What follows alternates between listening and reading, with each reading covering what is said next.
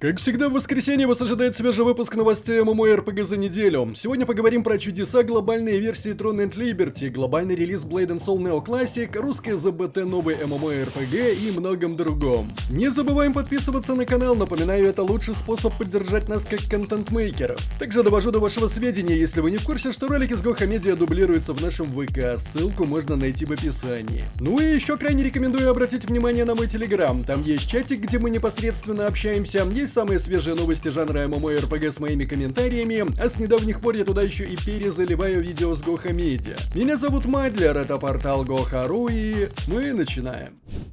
Издатель и разработчик Astrum Entertainment объявляет о старте торжества в честь 18-го дня рождения MMORPG Легенда Наследие Драконов, с которым в игре появятся новые испытания, праздничный турнир 1 на 1, лотерея, призы от администрации и многое другое. Начать прохождение стоит с распорядителя торжеств, который сразу порадует игроков подарками. В честь праздника в мире ФЭО всем игрокам доступны 18 заданий Каменного Архитектора, за выполнение каждого из которых открывается уникальное достижение. Для того, чтобы понять суть заданий, необходимо воспользоваться подсказкой следопыта Равена. Также архитектор подарит игрокам дополнительные достижения и сундуки с призами за прохождение определенного количества испытаний. Более того, игроки смогут посетить Небесную долину, где им откроются ежедневные задания. За выполнение заданий игроки получат ярмарочные билеты и юбилейные монеты, которые смогут в свою очередь обменять на призы.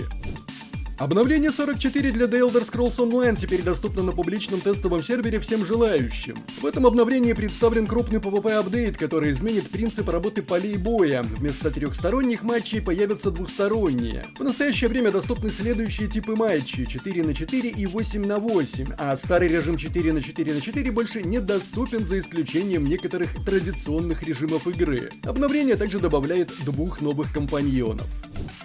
На следующей неделе русскоязычная версия MMORPG Lost Ark получит обновление Месть Асаров, которая предложит игрокам несколько новинок. Одной из таких новинок будет функция трансценденция оружия, и в последнем сообщении разработчики подробнее рассказали о ней. Трансценденция оружия рассчитана на игроков с уровнем снаряжения от 1620, прошедших новый эпический рейд на Бехемоса. Воспользоваться ей можно будет, обратившись к NPC трансценденция снаряжения в любом крупном городе. Правила мини-игры для улучшения такие же, как у системы с доспехами. Также многократное прохождение одного и того же этапа улучшения оружия позволит получить оберег Элзавин. Каждый его уровень будет убирать по одной черной плите с поля мини-игры и добавлять по одной попытке замены карты. На днях MMORPG Black Desert получила крупное обновление страна Утро Сеул, которая предлагает игрокам отправиться изучать регион Хванхэ и другой новый контент. По случаю релиза этого апдейта Perlabis выпустила специальное видео с исполнительным продюсером игры Ким Джей Хи. В этом ролике он перечислил основной контент обновления страна Утро Сеул и объявил о новых комментариях разработчиков в следующем месяце, которые раскроют то, над чем они сейчас работают. В конце же ролика нам показывают промокод с подарками, который вы прямо сейчас видите на своих экранах. Он будет доступен до 13 октября и включает в себя массу полезного.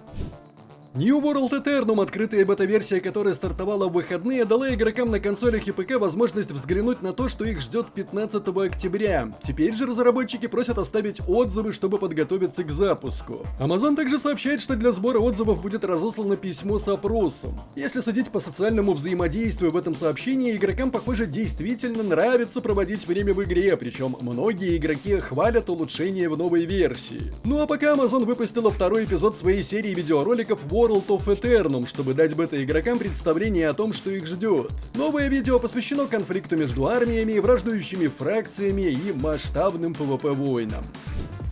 В последнем обновлении разработки Mortal Online 2 появились подробности о следующем патче и дате ПТР. ПТР для следующего большого патча откроется 25 сентября. Теперь тестовая сборка будет включать в себя большую часть обновления, в том числе переход на движок Unreal Engine версии 5.4. Игровой процесс с питомцами получит серьезные изменения, включая новую систему уровней, улучшенные награды, а также ряд изменений в питомцах и зверином мастерстве в целом. Пассивный прирост опыта вне боя сохранится, но активный бонус во время боя был заменен новой системой, позволяющей активнее получать уровни. Новая система позволит вашему питомцу получать опыт каждый раз, когда вы убиваете цель, которая дает вам славу. Флаг новичка — это функция, которая показывает, что аккаунт новый. Это поможет другим игрокам определить тех, кто недавно в городе и может получить помощь или стать учеником. StarVault рассматривает возможность создания дополнительных стимулов для существующих игроков, чтобы они помогали людям с флагами новичков, но эти идеи еще прорабатываются.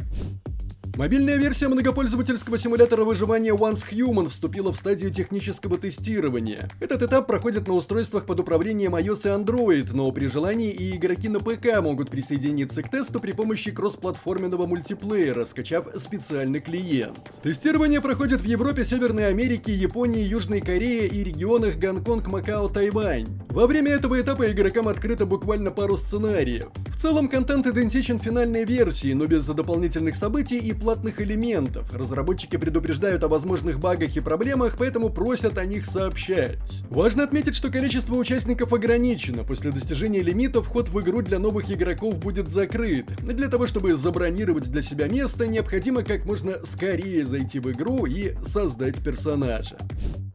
Компания Innova сообщила, что уже очень скоро кроссплатформенная MMORPG Grand Saga выйдет в стадию закрытого бета-тестирования, принять участие в котором смогут все, кто прошел предварительную регистрацию. Причем, чтобы получить максимальное количество наград, нужно, чтобы счетчик достиг 1,5 миллиона регистраций. Пока до этой цифры далековато. На отметке в 700 тысяч игроки получат возможность выбрать одно оружие СССР ранга, а на финальной отметке артефакт СССР ранга. Также действует программа «Пригласи друга», за это тоже предлагают награду. Точной даты ЗБТ-издатель не назвал, но пообещал это сделать в ближайшее время.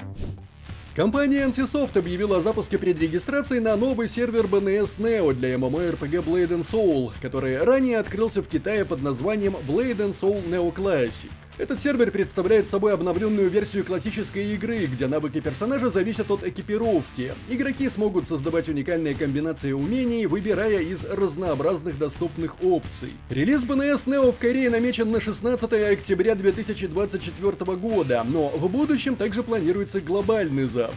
Игроки, которые оформят предварительную регистрацию через официальный сайт, получат костюм «Лунная тень» и сундук с оружием для быстрого старта. На официальном YouTube-канале также проходят события, в рамках которого можно получить косметическое оружие «Теневой клинок» за достижение 10 тысяч подписчиков. Amazon Games, видимо, решила отжать себе немножечко эксклюзивности для Throne and Liberty, а именно как будто бы контент, который в глобальной версии появится раньше, чем в корейской. Тут у нас ослабление предметов Tier 1, ослабление оружия с архибоссов, специализация умений, причем более 250 вариаций улучшений для скиллов. Возвращение нормальной скорости прокачки, доступ к аукциону с 40-го уровня, изменение характеристик эпических предметов и эффектов оружия, новые умения и характеристики, включая иммунитет к контролю в ПВП. Ну и разумеется, это на Корее есть, но все равно хорошо, что добавят. Рыбалку и кулинарию, экспедиции Амитоев и ПВП-арену 3 на 3 с сезонами и наградами. Также в наличии всякие оптимизации системы обучения новичков, улучшенные настройки камеры и управление персонажем, масштабирование силы в зонах для новых игроков, справедливое распределение дропа и прочее. Ну а более подробно ознакомиться с датами глобала, ранним доступом, распределением серверов и планами русских гильдий на Throne and Liberty можно по ссылке в правом верхнем углу. И это все новости MMORPG на неделе. Не забываем, как всегда, традиционно поставить лайк или дизлайк этому видео, поделиться им с друзьями, наставлять свои комментарии, прожать колокол, чтобы быть в курсе выхода нового контента, и подписаться на нас везде, если еще не подписаны. С вами был Мадлер, это портал Go.ru. Еще услышимся.